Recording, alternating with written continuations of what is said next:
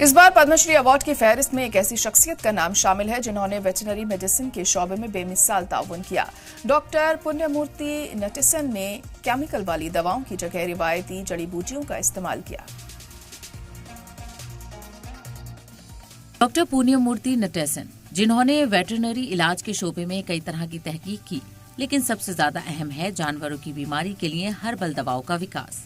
उनके शानदार कंट्रीब्यूशन के लिए भारत के चौथे हाईएस्ट सिविलियन ऑनर पद्मश्री से नवाजा गया है। डॉक्टर पुण्यमूर्ति नटेसन एक रिनॉन वेटरनरी फार्माकोलॉजिस्ट, एजुकेशनिस्ट और ट्रांसलेशनल साइंटिस्ट हैं।